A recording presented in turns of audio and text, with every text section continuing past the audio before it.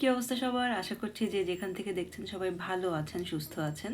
আমাদের স্কটল্যান্ডের রোড ট্রিপের ফার্স্ট পার্ট হিসেবে কাল রাতে আমরা ইয়র্কে ছিলাম।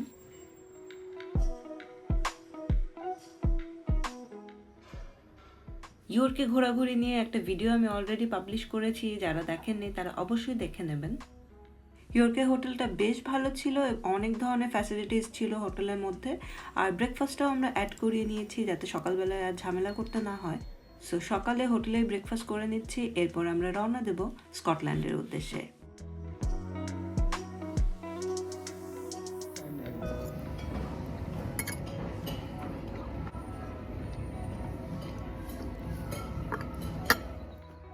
এখানে আমাদের ইয়র্কের একদিনের ট্যুর শেষ হলো। আমরা অলরেডি হোটেল থেকে চেক আউট করে ফেলেছি এবং আমি রিসেপশনের সামনে ওয়েট করছি। হাজব্যান্ড গেছে গাড়ি আনতে। আজকের যাত্রাটা কিন্তু খুবই স্পেশাল হতে যাচ্ছে, কারণ আজকে আমরা ইংল্যান্ডের ঐতিহাসিক শহর ইয়র্ক থেকে রওনা দেব স্কটল্যান্ডের হাইল্যান্ডের দিকে। হ্যাঁ, বললাম না 310 মাইল।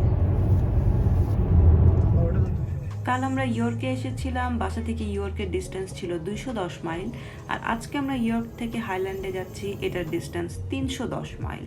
যেহেতু অনেকটা ডিস্টেন্স কভার করতে হবে, তাই আমরা সকাল সকালই রওনা দিয়ে দিয়েছি। ওয়েদার একদমই ভালো না, অসম্ভব ফগি হয়ে আছে। দেখা যাক আস্তে আস্তে কুয়াশাটা কেটে যায় কিনা। ভয় লাগছিল, কিচ্ছু দেখা যাচ্ছিল না, মনও খারাপ হয়ে যাচ্ছিল ওয়েদার দেখে, কিন্তু কুয়াশা কেটে গিয়ে এখন বেশ সানি হয়ে গেছে। আর ধীরে ধীরে শহরের কোলাহল পিছনে ফেলে আমরা ঢুকে পড়েছি প্রকৃতির মাঝে। সামনে শুধু পাহাড়, সবুজ আর অন্তহীন রাস্তা। ইংল্যান্ড আর স্কটল্যান্ড কিন্তু সম্পূর্ণ ভিন্ন দুটি দেশ। এখন আমরা ইংল্যান্ড থেকে স্কটল্যান্ডে ঢুকে পড়লাম, কিন্তু কোনো বর্ডার ছাড়াই।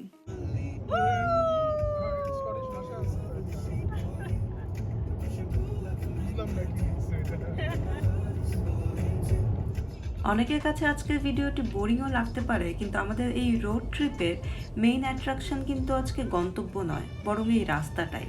এই রাস্তাটার প্রতিটা মোড়ে যেন অপেক্ষা করছে নতুন নতুন গল্প।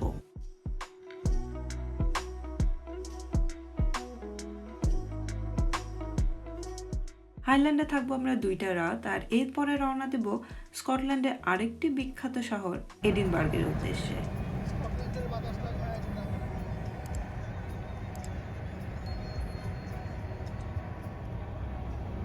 দেখতে দেখতে রাস্তার দুধারের রংটাই যেন বদলে যাচ্ছে, আর মনে হচ্ছে ধীরে ধীরে আমরা যেন অন্য একটা পৃথিবীতে ঢুকে যাচ্ছি।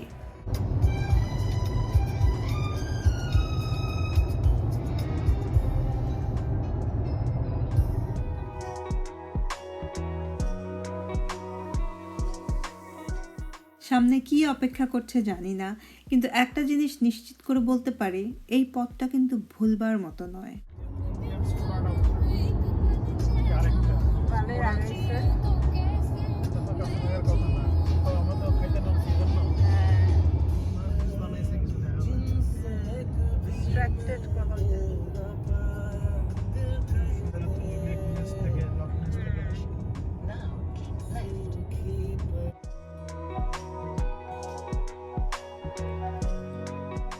আমরা প্রায় 200 মাইল কভার করে ফেলেছি, আর 110 মাইলের মতো আছে।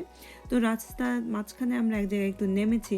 এখানেও খুব সুন্দর পাহাড়ের ভিউ এবং লেক ভিউ রয়েছে। তো এখানে আমরা কিছু খেয়ে নেব আর একটু বিশ্রাম নিয়ে নেব।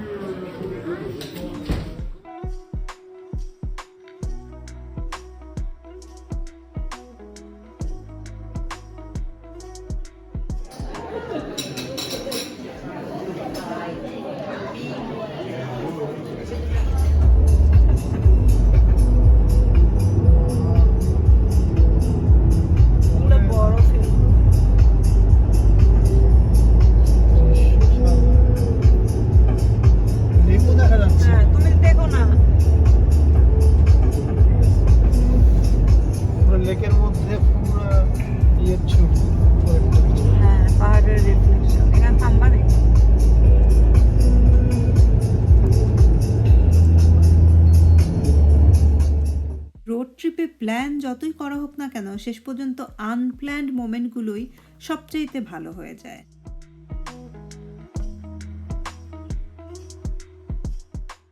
আমাদের ঘোরার লিস্টে একদমই ছিল না সাইনপোস্ট দেখে আমরা রাস্তার মাঝখানে নামি এবং দেখি এই ঝর্ণাটা।